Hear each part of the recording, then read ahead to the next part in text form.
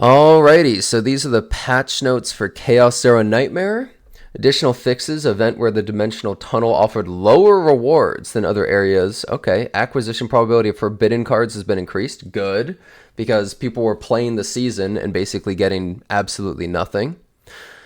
Let's see. Difficulties 9, 10, and 11 are going to be added. The Chaos Interior boss for difficulty 9 through 11 will appear as a rare species. I think that means that it gets some of those weird buffs, like the ones where it poisons cards in your hands and stuff. I think it's that type. Or maybe it actually just means an entirely new enemy. I guess we'll have to see. You get more of this stuff as you complete these. Okay, that's whatever. You obviously get that. Starting from difficulty level 2, Chaos Orbs are obtainable. That's actually kind of nice because if you run a ton of this game mode, you'll be able to save all those Chaos Orbs for the Zero mode. Normal rare species appear in Laboratory Zero Chaos. Penalty rules are updated. Okay. 1 to 3 penalties are applied at random. I'm not sure what that means, but it's interesting. Some unidentified area choices will be improved. Okay, thank God. It was before decrease stress by 3. Wow, that's amazing. Now 1 random combatant gets an epiphany. That's obviously way better. Increase health by 20%. Now it's you get a Nihilum Epiphany. Okay, for a selected card, that's 100 times better. Before is convert a selected common card into a random legendary neutral card. Now it's increase stress by 5 and Nihilum Epiphany to a random card. Okay. Used to be decrease stress by 9. Now it's select and duplicate 1 card from 3 random rare higher cards. Wait, that seems kind of strange. Duplicate 1 card? Do they mean that you get 1 card? I'm not sure if they're using the right word in here because normally duplicate is where you get to choose something and you actually copy it. But this is kind of strange that how would it determine 1 of 3 random rare or higher cards you duplicate? Like, you copy one of your random cards you've gotten throughout the run? Or is it the same thing that when you kill a boss and it shows 3 cards and you get to duplicate 1 of them? That's a little bit worded strangely, I suppose, but no, that's still really great being able to get copies, because that was something people were complaining about, is they're like, there's not enough copies in this map, but usually the previous ones are really good. Okay, unidentified area choice rewards. Let's see. Before you got memory encroachment debuff, increased stress by 6. Now you get an epiphany. These are in the tunnels. Used to be decreased stress by 3. Now you get an epiphany. Now it used to be get an epiphany. Now you get Nihilum Epiphany. Okay, well, these are really nice choices.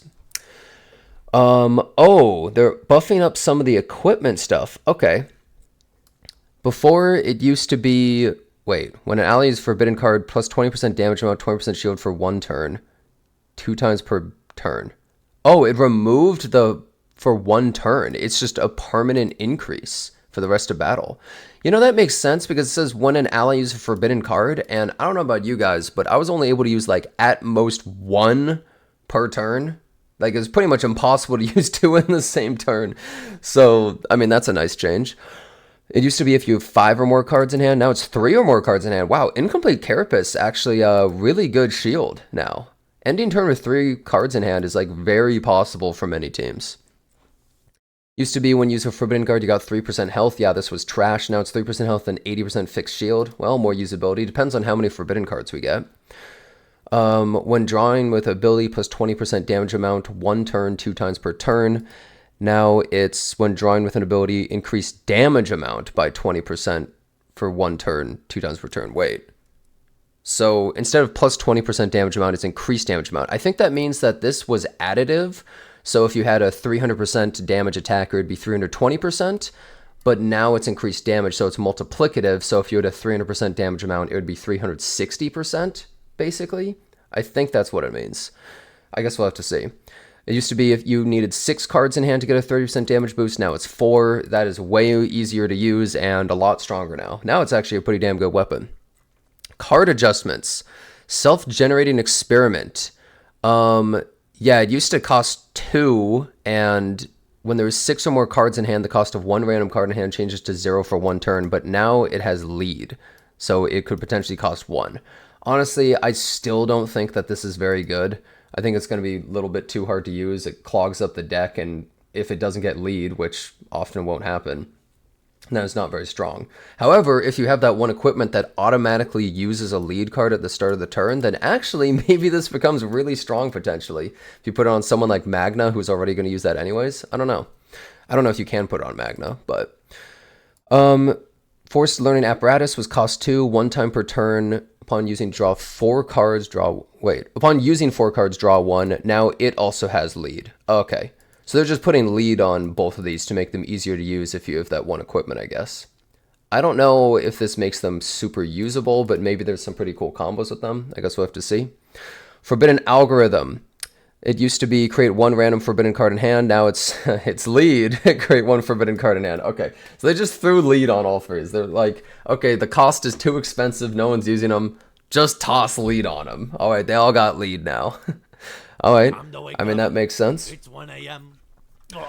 Oh, this is big. Memory fragment sets are being improved. Now, this is a really big deal because everyone is pretty much using 2-piece, 2-piece, 2-piece. No one's using 4-piece, 2-piece, except for like a few characters are using the like 2-cost set, like Haru and Kalipe.